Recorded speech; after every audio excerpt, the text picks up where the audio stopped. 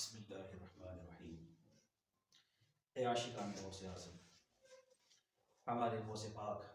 رضی اللہ تعالیٰ عنہ کے والد ماجد جناب حضرت ابو صالح موسیٰ جنگی دوست رحمۃ اللہ تعالیٰ علیہ وقت کے ولی تھے، اور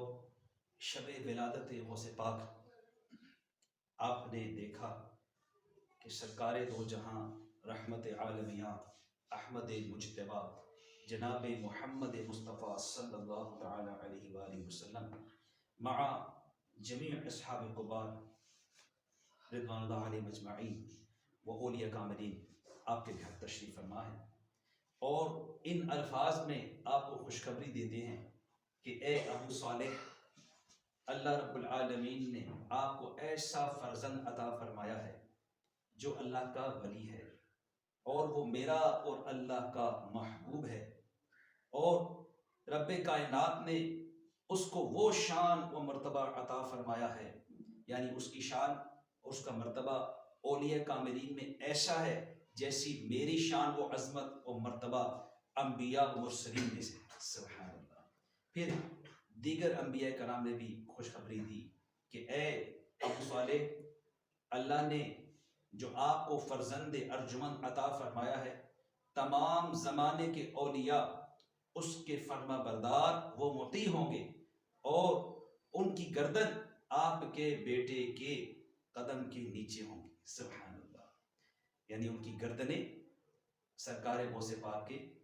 قدم مبارک کے نیچے ہوں گی، اور اس بات کو امام اہل سنت نے کس طرح پیش کیا، فرماتے ہیں کہ جس کی ممبر بنی گردن اولیاء، جس کی ممبر بنی گردن اولیاء، اس قدم کی کرامت پہ لاکھوں سلام، غوث اعظم امام التقا والنقا، جلوائے شان قدرت پہ لاکھوں سلام، سبحان اللہ۔ اس کے علاوہ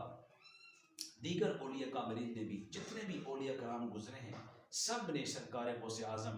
کے ظہور کی، آپ کی پیدائش کی خبر دی ہے۔ مشہور تابعی بزرگ حضرت حسن بصری رحمۃ اللہ تعالیٰ علیہ، آپ نے بھی اس سیدنا شیخ عبد القادر جیلانی رحمۃ اللہ تعالیٰ علیہ کی خبر دی۔ اس کے علاوہ مشہور بزرگ حضرت سیدنا جنید بغدادی رحمۃ اللہ تعالیٰ علیہ، آپ فرماتے ہیں کہ مجھے عالم غیب سے خبر ملی ہے کہ 5ویں صدی میں حضور دو عالم صلی اللہ تعالیٰ علیہ وآلہ وسلم کی سلسلے میں سے، آپ کے نسب میں سے جیلان شریف میں ایک قطب عالم پیدا ہوگا کہ جس کا لقب محی الدین اور نام عبد القادر ہوگا، اور یہ جیلان شریف میں پیدا ہوگا، سبحان اللہ سبحان اللہ۔ حضور غوث اعظم رضی اللہ تعالیٰ عنہ کے گھرانے کی بات کریں، جیسے کہ ابھی ہم نے والد محترم کا سنا کہ وقت کے ولی، اگر ہم نانا جان کی بات کریں تو آپ بھی اپنے وقت کے ولی، بڑے باکمال صاحب فضل حضرت عبداللہ سمعی آپ کا نام تھا رحمۃ اللہ تعالیٰ علیہ، اور اللہ نے آپ کو مستجاب الدعوات بنایا تھا، یعنی آپ جو دعا کرتے وہ قبول ہوتی، یہاں تک کہ اگر آپ کسی بندے سے ناراضگی کا صرف اظہار کرتے تو اللہ آپ سے اس کا وہ بدلہ لیتا۔ اسی طریقے سے اگر کسی بندے کی کسی عمل سے آپ خوش ہوتے تو رب کریم اس شخص کو انعام و اکرام سے نوازتا، سبحان اللہ۔ انتہائی کمزور بدن ہونے کے باوجود کثرت سے نوافل اور نفلی عبادات کی کثرت کیا کرتے تھے، اور سرکار غوث اعظم رضی اللہ تعالیٰ عنہ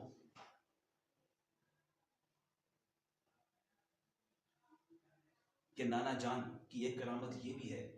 کہ آپ اکثر واقعات کے رونما ہونے سے پہلے ان کی خبر دے دیا کرتے تھے، اور جس طرح آپ خبر دیا کرتے تھے بالکل وہ واقعات ویسے ہی رونما ہوتے تھے، سبحان اللہ۔ حضور غوث پاک رضی اللہ تعالیٰ کی پھوپھی جان تھی، جن کی کنیت ام محمد اور نام عائشہ بنت عبداللہ تھا، بڑی باکرامت، بڑی مستجاب دعوات کہ لوگ اپنی دعاؤں کے لیے آپ کے پاس حاضر ہوا کرتے تھے۔ اسی طریقے سے حضور غوث اعظم رضی اللہ تعالیٰ کے ایک بھائی جان بھی تھے جن کا نام ابو احمد عبداللہ تھا،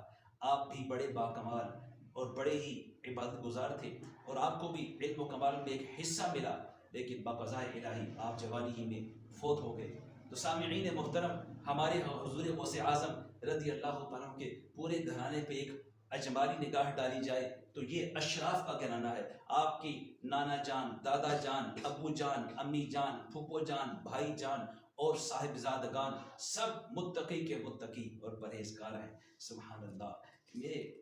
بڑے ذہن میں ایک بات آتی ہے، ہمارے شیخ طریقت امیر اہل سنت مفضل علی نے بڑی خوبصورت بات اس بات کو ایک شعر میں انہوں نے اس بات کو قلم بند کر دی ہے کہ مکرم شاہ تیرے سارے کے سارے، مکرم شاہ تیرے سارے کے سارے ہیں آبا و اجداد یا غوث اعظم. سبحان اللہ. محبت سے کہیے سبحان اللہ. صلی اللہ الحبیب صلی اللہ تعالی